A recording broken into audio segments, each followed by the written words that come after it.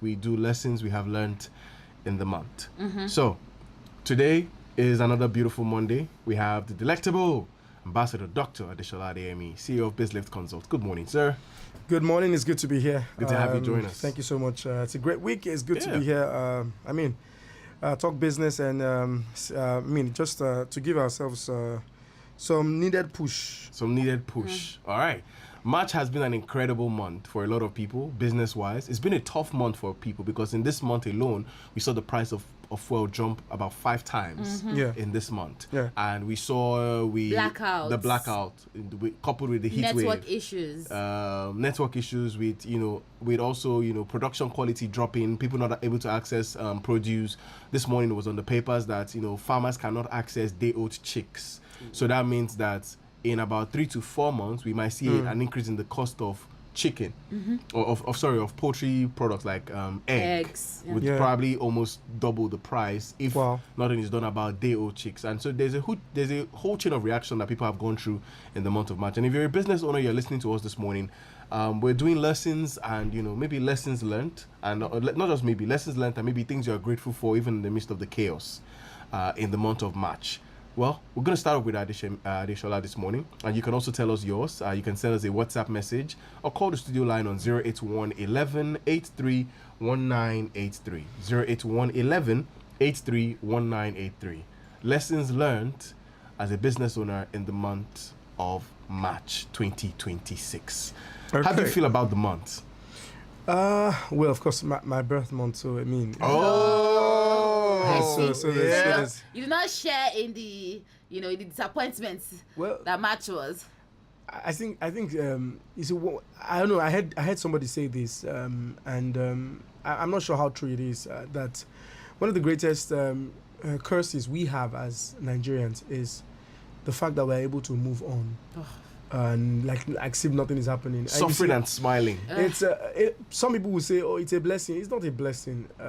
I want to believe that it could be a blessing and sometimes a curse in the sense that we don't get to react for a long. We don't have sustainable reactions. No, I think I disagree with. We're not reacting. What we're doing is we're not reacting the way it should be. We're internalizing the reaction in a way that we're destabilizing ourselves mentally. Even the internal reaction is not lasting so long. People are not like because we have because that's the way life is. Unfortunately, so after a while, I think because of how bad things are, you have to quickly move on. Because of how bad things are, you cannot afford to dwell in the sadness of that. I give you an example. So I had to cut down on bringing my car to work because of the fuel crisis, and I'm like, for me to keep up with my daily expenses, I can no longer drive my car to the office, right? So as I was coming to office this morning, I flew a bike to work, right? And that's what I've been doing. And so now I have dropped my expenses, and I'm looking at it positively from, in a week, I probably have to spend about 30 to 40,000 naira to fuel my car if I'm coming to work and going to other places.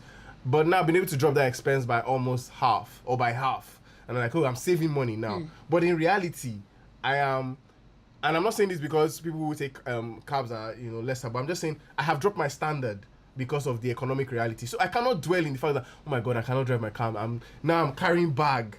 I have to, before my car used to be like my mini store. I have chargers, I have extra clothes, I have extra sneakers in the car. But now I have perfume in the car. So even when I come to the office, I'm going out again, I get somewhere, I can still, retouch my perfume and all of that. But I don't have any of those excesses anymore. I can't be going home now and say, I want to stop at the mall first, stop here, do all those things. So we don't have a choice but to adapt sharp because if you dwell in it, you just be sad. You just be sad all the time. That's why. Again, like I said, it's a sad one, but again, my major issue about it is how fast we're just able to move on. Of course, there's no time, but if we keep doing things like this, we eventually will not get these issues resolved. True. Because again, they just feel like I think just some people are just like they've gotten to a point where they're like maybe nothing. I'm sure that even the politicians already know that. When just leave them for like 2 weeks, it's just a matter of time. Once Big Brother starts now, they will not talk about us again. Chai. There's a video that was we played. I think it was last 2 weeks thereabout of the campaign of Moshood Abiola.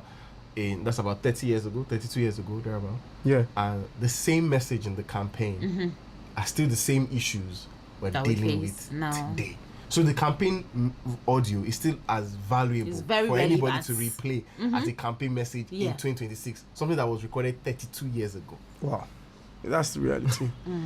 Honestly, that's the reality. Okay, so moving to our lessons that I've learned this month. We've had a lot of discussions this month, and especially on the Train of Fire, we did about 2 weeks of it. And one big lesson that I personally would take away from that, from that this month for me is that you don't. Not every problem needs training. Some of them needs replacement, and that's Not every problem in that business needs you to train whoever is involved. Sometimes you just need a replacement, and you have to come to terms with that, and it's okay. It has to be absolutely fine that, a lot of people for a lot of people keep training. You keep training the person. Whereas what you just do, just replace the person. Just replace. Skills can be trained, but attitude is harder to fix. You can't fix people's attitude for them. You can't. Somebody has a bad behavior, or somebody has a bad character. Those are character flaws that you might not be able to fix. So trying to train the person, it just needs replacement. And that's just the truth. So and that's one of the things that I think I've come to terms with. I mean, even I also have to be faced with that reality of, okay, I think we need to let some people go. You cannot keep messing up. Yeah, everybody has the reality of there's no light. Oh, network is bad. Everybody has that reality. But some of us are still getting work done. We still have to get work done. But when you keep giving me the excuse of, oh, I don't have light, this, with the mindset that, oh, they should understand. Okay, so at the end of the month, if I also say, money is not, you know what is happening now. We're not making enough money. You should also be able to understand. But no. Most people who work will not have that excuse from their boss. Yeah. So the same way, as a boss, I will not have the excuse of you not being able to deliver because of, yes, we understand what happens with the present reality, but we cannot dwell on that too much and not get the work done. So that is to say that you don't need to fix every problem. I mean, you don't need to train every problem. Yeah. Some of them you need to replace them. And sometimes also when effort is missing, your training becomes wasted. Right? You see that that person is not putting in effort to try to be better. Then you're wasting the training now. What's the point of the training when they're not doing anything to do better based off your training? Then there's no point. Just replace the person. We don't talk enough about how it's hard to fire people. Some people are very emotional when it comes to like firing people. Is there any system or any system you have towards ensuring that you don't feel? It's okay to fire people, by the way. I think I should say that.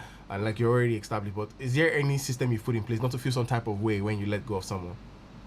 I don't think there's any. You see, I'm a firm believer that you can't do business outside of your emotions. But you need to be somebody who is strong enough to understand when emotions should override your judgment, And I also believe so much in that while we are building businesses, we're also building people and the people who work with us.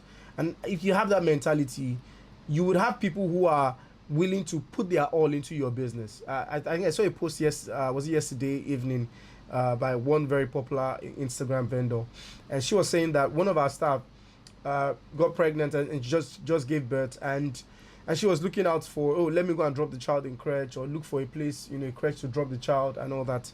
And she was like, wait, you don't have to do that. Bring the child to the office. We'll get a bed. We'll get somewhere, a corner in the office with a bed where the child can be. We'll help you close early, and we'll also pay maternity bonus even when you were not around, where you were like, we'll pay the bonus. And I'm like, wow, a lot of people will not do this. And that's the thing about business. You see, the culture and the systems that you can build in a business while it is still regarded as a small business is what will take that business, or what that business will retain even when it becomes a big business. And that's why we tell people that it's not about, I'm a small business, I cannot afford it. No. Even if you cannot, there are certain things that you can put in place to build people as well, to show that we're not just after you giving us as a business, but we also want to be part of your growth. We also want to be part of what is happening in your life as well. I don't know if you understand what I'm saying. So what I'm saying is that, for example, we're in a fall crisis right now. How many companies, how many businesses are looking at their staffs and saying, okay, because of what is happening, we're going to do an extra maybe 10,000 naira to support your transport. Trust me, there are some businesses who are doing that already. Yes. Somebody was telling me last week, I think it was our boss that was telling me of a station that I did that last week they did that. And I was like, it's small, but I'm like, well, they did it. Do you understand? So it's actually about some of these, and some of these things, they don't just happen by chance. You have to build the system to allow it. So I'm just saying that to say, when it now has to do with you letting people go because of one reason or the other, well, you have to be firm with it. It is the reality. You have to be firm with it, because it's almost like you see something that is going to harm your child. You're not going to say, because it's my child, I cannot collect it from him. No, you take it, even when he's crying. You will still yank it off the boy like, hey, give that to me. This is going to injure you. So it's almost like you are seeing something that is going to harm your business. You cannot be all smiley about it. You face it squarely and say, sorry, but you have to use the door. And that's it. And it's absolutely fine. And again, we must also be able to separate business. Separate that bias of, if they fire you, something's happening with you. It should be fine. You should not badmouth the business outside with your new employers. That those people. And some people are always on the lookout for, if I'm being fired here, I'm going to your competitor so that I can give them the trade secrets. It's not needed.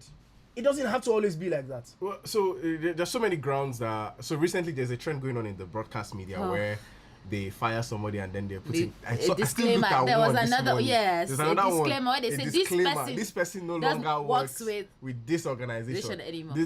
What do you think about that? When a business issues a disclaimer to say that somebody doesn't work. Even though Mr. Kenny he posted something about it, that one of the heads, one of the heads of the station had sent him a message and said the person was still using a mail with it. Let's say, for example, Daniel Adaja at Blast FM and they were telling the person to take it down, and the person refused to take it down and was using it to solicit for funds for an event that she had, and that was why they had to, that was the head of that station, I think, trying to defend why they had to do that. But just like you said, it's a thing now that is like, this person no longer works with us.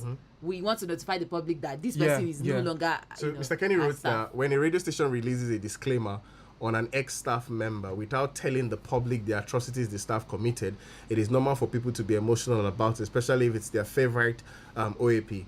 Proper communication is key. Don't write a disclaimer, write a press release and tell the true picture of the situation. A disclaimer without proper information is nonsense. Yeah. And I think Mr. Ken is right with that. You can't. It's almost, you're not telling us exactly what went down, And sometimes I think some of those, it's when there's some cockroach in the cupboard that you see that happen, because again, everybody's trying to save their face, And I think for the organization, it's just a case of, we want to save our face. We don't want people to have this, this person is doing bad. We want to dissociate ourselves from that person almost immediately. And like I said, like Mr. Kenny said, a press release is better, because that details exactly what transpired, what happened, and why that you're putting this out. And it's very simple. And I think for every business, again, when somebody is leaving you, every asset that they have, they already should have submitted every asset before they leave. So why does the person still have access to email when they are out? Yeah. Like, it's your tech guys should already have yanked the person off, render the emails unusable, so that the person doesn't have access to it. Which is why companies need to be the ones to set these things up. Exactly. Systems and structures that allow for it to be set up. If the person was the one that set up some of those things by themselves, it's tough. It's tough. Yes, it's tough. Yes. And that's why you see, when you're working with us, there are confidentiality agreements that you must sign. You cannot create a website for us because you're our website guy, and then because you are no longer with us, you now feel like you can still control the website or turn it around or just mess the thing up because you're not here again. So for a lot of businesses, don't just give things to the people who work with you and say, okay, you are good with Instagram, go and open our Instagram account. So when you now sack the person, the person changes the password. Now you don't have access to her. You're now crying to the public. Hey, she was my staff. Because I sacked her, she now changed the password. Oh my God. You didn't tell us that she created the Instagram account for you. Yeah. You use her Facebook account to be running ads. That one is very common in our industry. You see a lot of people, they use their gateman, they use their staff's Facebook account to run ads. And then when the guy now leaves, the metaverse, what they call Meta Business Suite, is everything. So it's owned by, so it's not owned by. So when that happens, and then you're now screaming everywhere that, oh, the person is terrible, the person did this to you. But whereas you should have, even if they do that for you, get all the necessary details you need to get. Be in control of it. And even if you have to, do without using any information that is going to be generated from your staff, because it can affect in the long run. True. It can affect in the long run. All right, let's move on. Okay, so the other one is that, of course, this month again, it was the week of, we had the International Women's Week. Yeah, and that was a very powerful conversation. Yeah, and we had great conversations. And one of the lessons I also learned from that is that there are a lot of women in businesses, and these women are not just participating; these women are leading. Absolutely. And you need to come to terms with that. You need to come these to terms women are, as in, extreme. The kind of things that women are doing right now, it's and I'm a bit as a man, I feel some type of way. Oh, of course, I feel great for women. Yeah. Because for the longest, if you look back 20 years, 30 years ago, the women were typically relegated to homes, stay at home, turn gari and prepare the home, be homekeepers, and all the homemakers or whatever you call it, But now we have, if you look back now, we now have women who are now doing great things. Yeah. We have women. I saw a particular lady. I saw a CV, and I saw like the list. I'm not sure if you've seen that lady. That lady who's done marketing for Apple. She's done for Pepsi. Yes. I saw a picture of it. I was like, what? If you see that CV, that's price sign. And I saw somebody making a comment saying that this woman has to make a choice of not wanting to marry or not wanting to have children, because the kind of career she's building or she has built. It will take a lot of time. It will take a lot of dedication that one man cannot be telling you, you've not made my food. What am I going to eat? And that's the reality that women are on right now. You will find a lot of women who, of course, there are a few who are building their family as well as building their business. Kudos to them. And really, that's really great to handle both together. I think women are doing great in business right now. Absolutely. And they are able to make the right decisions in business. You see a lot of them being able to build businesses that are lasting like 10 years, getting grants. This particular post I saw that Tony Elimelu made about this particular, is it Kenya lady now, that is in business. They have a business of like over 11,000 farmers, right, in Kenya. And like, girl, 11,000. Are you seeing what you are doing, girl? Like, big, huge stuff that these guys are doing. So kudos to every woman who is listening to us right now. Women are building strong businesses. They are leading teams. I think it was last 2 weekends that Funke really had this event. Oh, yes. I looked at the list of women in that event. I was like, God, is there a way to just switch to a woman and just enter that place? Because I'm telling you, they are setting. That room was heavy. I'm telling you, the lineup of people in that room, not even the people that were speaking, but also the people that graced the event. They were powerful women. And I hope a lot of women had the chance of being in that room as well. If she's doing another one, please, if you're being that, they're setting places or communities that you need to belong to. If you're a girl, you're listening, or you're a woman, they are setting communities you need to belong to. Honestly, because it's a lot now, and that's one of the things that I want to see men do. We don't now have, and again, it looks like a huge issue that is about to happen with men if we don't take care of this. Because now it's like everybody's just okay. Every man for himself. Do you understand? But it's not going to help us. It's not going to help us. Well, because in business, I sorry to cut you, but I've heard so many things when it comes to men doing business. In fact, I even heard a CEO say something one time. He says he'd rather have women work for him than men work for him. And they asked why. He said because every time a man works for him, they want to leave the company and go start up their own company. He has said that. And but women also want to leave and start their own thing. There is that. But there's also the thing of where women can help you build. But when a man is helping you build, helping you build to the best of his ability so that he can end up leave and go start up his own. And we also see how there is the toxic masculinity that exists between the men in the business world. I had worked in an organization where I got an opportunity to travel. And they did not approve it. Because you're a man. The boss was like, why is he traveling? What is he? What kind of opportunity requires him to travel to learn? You know?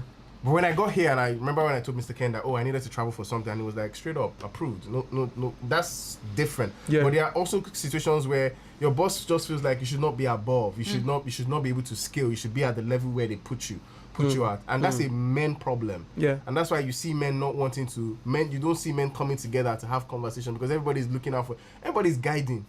Every man is guiding. And if you don't belong to like a society or a cult or a following, you would be left outside.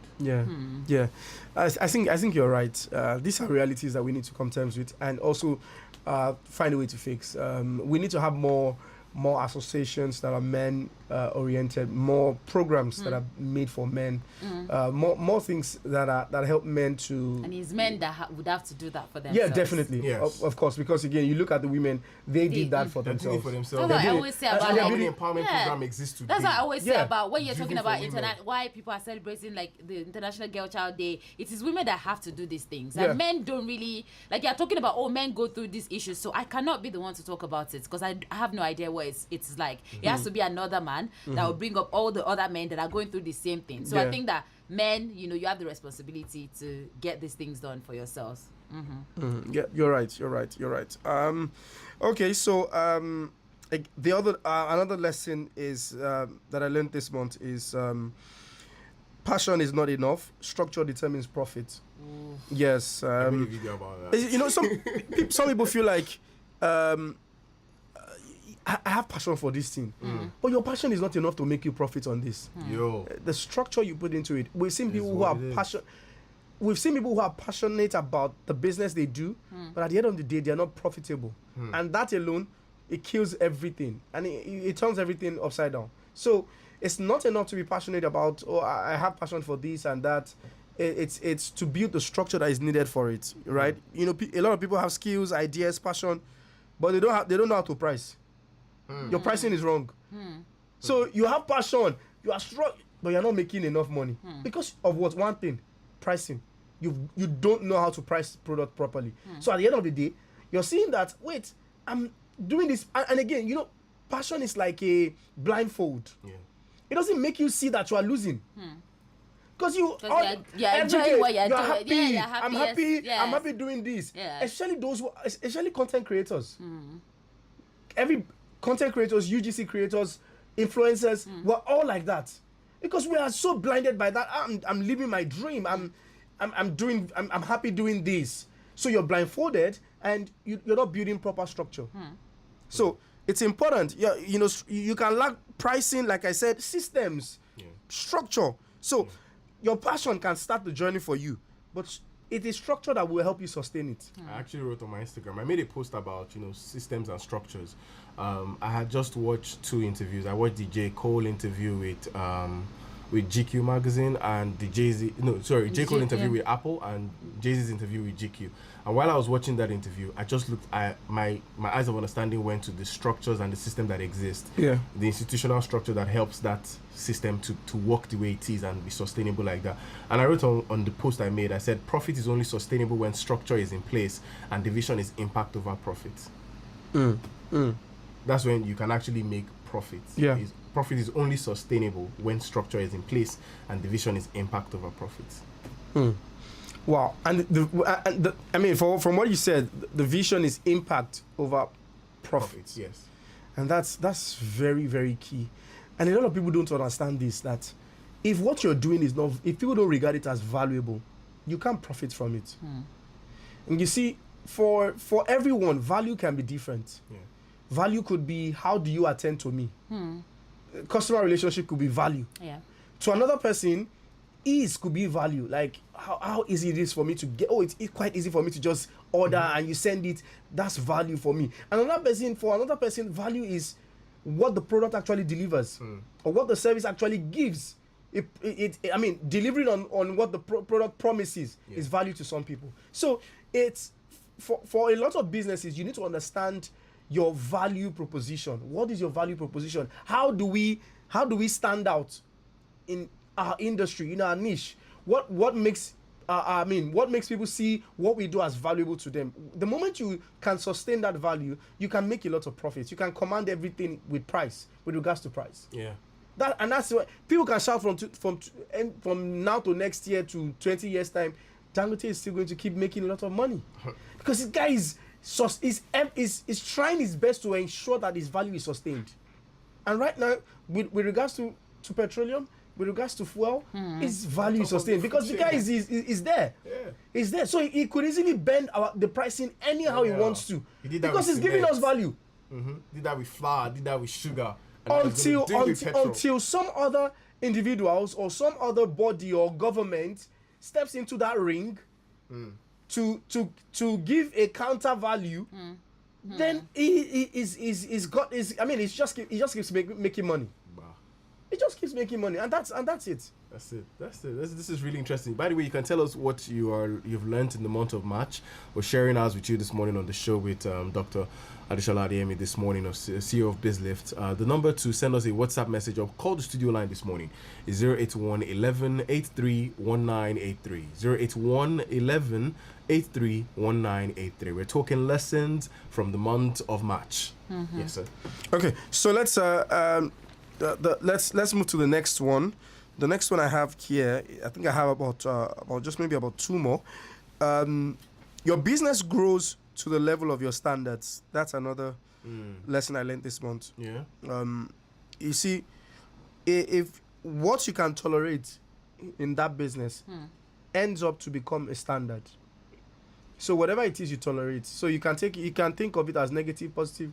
Whatever you tolerate in the business becomes a standard. So if you allow poor service, it becomes a standard. Inconsistency, it becomes a standard. Lack of accountability becomes a standard. So it's important, right? So growth is not what you build, it's what you refuse to accept. Growth is not what you're building or what you have built, it's what you have refused to accept. That's a good one. Let me write that down. Yeah. Do you understand what I'm saying? So I refuse to. There are certain things that we will not. My guys, they know that I will not do. And because of that, that has been one of the reasons that we are growing. Do you understand? There are certain levels that we have been consistent with. So we have refused certain things, and those things are the reason why people choose us till now. So as a business, think of what are you refusing in that business, or are you just letting everything fly? Yeah. You must. There are certain things that you must refuse.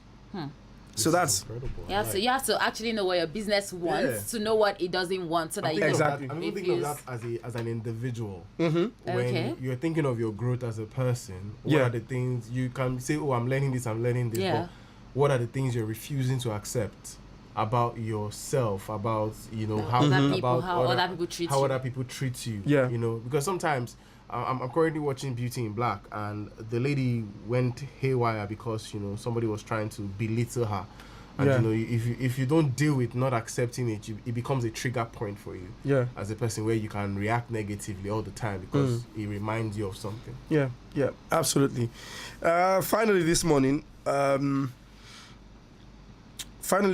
is consistency builds reputation, but reputation builds your revenue.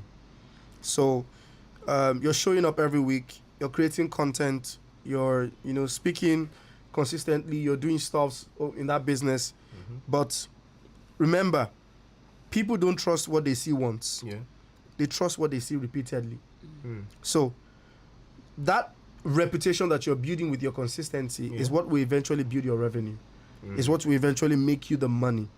So consistency in itself is not a what's the word? It's not a reason for you to get rich, because a lot of people have mistaken it that I'm consistent. Now you can be consistent in the wrong thing, and you still remain where you are. God. Do you understand? God, I beg. Imagine doing something consistent and it's the wrong thing. Because a lot of times we've said, consistency is be consistent.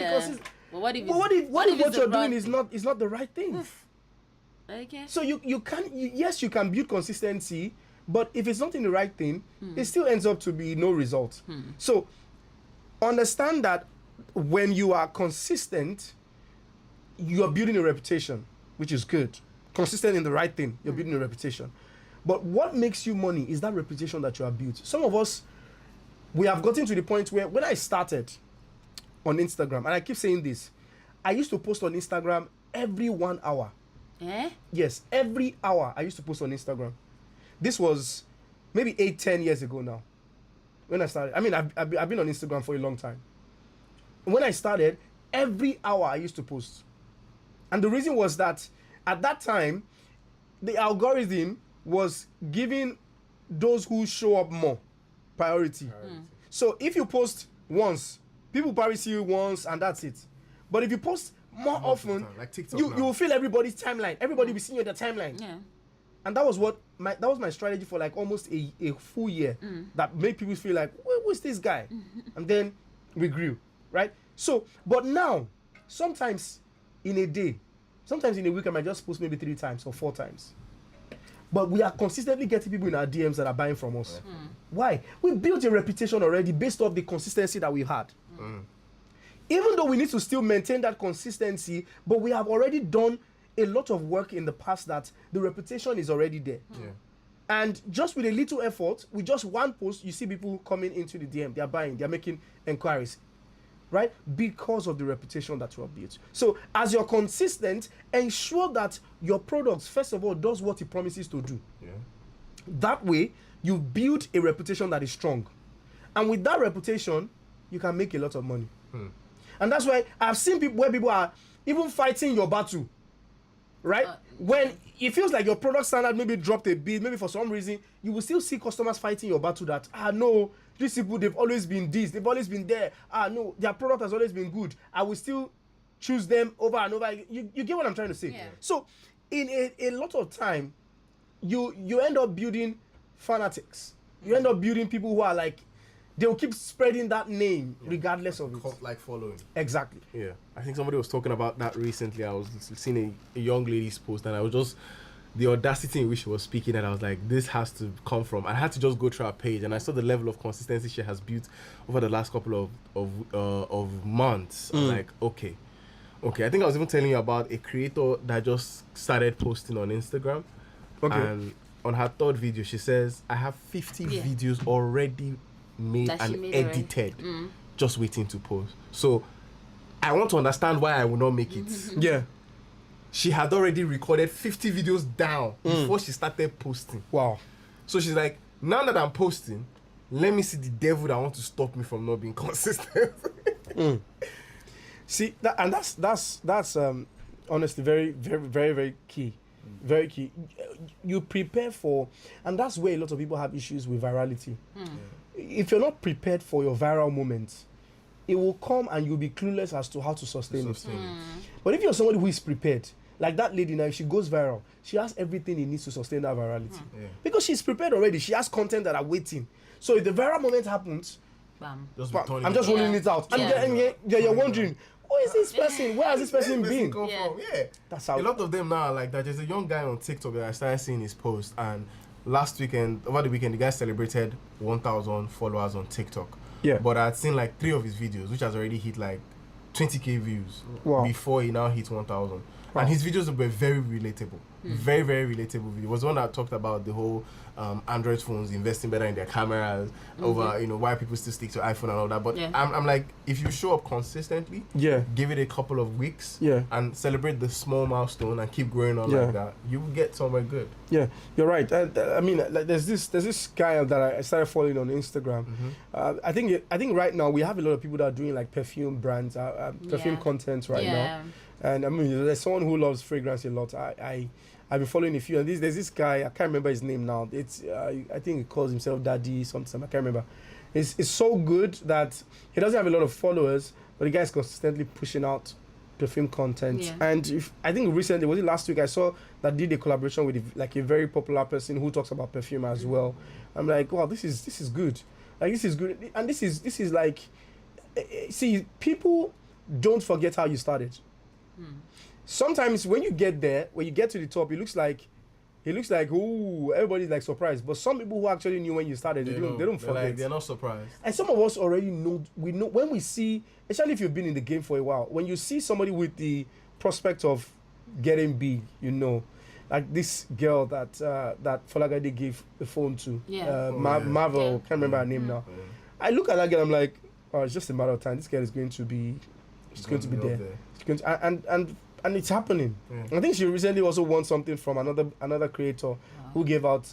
She's been winning a lot of things. Like I'm like, they're talking about these consistent creators. There's a guy who's doing like a content creator academy or something. Yeah. I think the class is like 600K or thereabout. Wow. So people are like, so he's also giving like scholarships or giving discounts, like up to like 50-60% discount. So people have to like make videos, be creative about it. And there was one video he posted where he said, oh, this person is no longer part of people that are contesting for the scholarship because somebody reached out to him and paid for his. Ooh. And that was because the person had just gone to look at his page, look at what he has done. It's like, if you have been able to do all of this, and you need this program, I can pay for it. And the person just paid. And so I was like, you see, that's it now. If you're good at what you do, it's obvious. We can see if we can definitely see it. That, I mean, there are people who have been helped by by a few influencers, a few big guys, and just one post and they're everywhere. But again, some of them have not been able to maximize that. But those who know what they are doing, they've been able to maximize that, and they're doing quite well. Yeah. So yeah. It's been a wonderful morning with you as always. Thank you so much for sticking with us as always, every single time. I know that there is a new digital training. We have a new boot camp free boot camp that is starting, and that's because we're opening our next cohort. Next cohort is starting in June. June? Yes, June. June the 1st of June. So we had some. Or April, May. Yeah, because we're trying to have more people. Cohorts this year. No, we would not be able to do. I think the June cohort is going to be the last cohort for this year, and that's because come August, during the long break for the kids, we're going to be having a summit or a training for teenagers. We're going to be having like a summer camp. Yeah, like a summer camp training for teenagers. So we're trying to free up space and for that, so that we can accommodate and have a lot of teenagers who, I mean, because again, I had a few parents who spoke with me that was yesterday, and they're like, my son is going to be, on break from the university, and I think I want him to, learn something. And so I was like, okay, we already had this planned since last year, but because it was late, we couldn't do it. But this year, we're going to be doing that this year. So we're trying to make up space for that. So the boot camp is happening. The first boot camp should be on the 11th. Let me just confirm that the first boot camp is going to be on the 11th of this month of April. I mean, April rather, not March. Yes, 11th of March. We're going to be having the first boot camp. It's a Saturday, and it's starting by 10 o'clock. The reason is, of course, we are trying to, for the bootcamp, we're trying to get people, who would eventually join the next cohort of the digital marketing training that is starting on the 1st of June. So April, we want to have enough time to be able to bring in more people or more students for our digital marketing training. I mean, and of course, maybe from next week, I'll be bringing some of our students who are just wrapping up this first cohort, and you'll be able to hear from them and hear how impactful. I'm not going to say anything that day. They will be the one to do the talking, and you'll be able to hear. We'll keep bringing them, maybe different people from next week, upper week. We'll keep bringing our students so that you could hear from them how this training has changed their lives. Honestly, it's a whole lot. It's a whole lot that has happened in 3 months. Yeah. Some people already, making money. Yeah. Some people already getting jobs. I mean, it's huge. Well, thank you so much for joining us this morning. It's always a pleasure having you. Remember, for all your digital marketing concerns, if you're looking to scale your business on a digital scale, this is your one-stop shop, is BizLift on Instagram, BIZLIFT, or you can just walk into their physical office. I'm trying to remember the address now. Behind slot number 1, Abayomi Street. Yeah. Iwo Road. Yes, behind slot building. Yes. All right, and you can just send them a message, walk into their office, and speak to their representative, or just send them a DM on Instagram, and they will respond to you at BIZLIFT on Instagram. Again, sir, thank you for doing this with us. Thank you for having me. All right.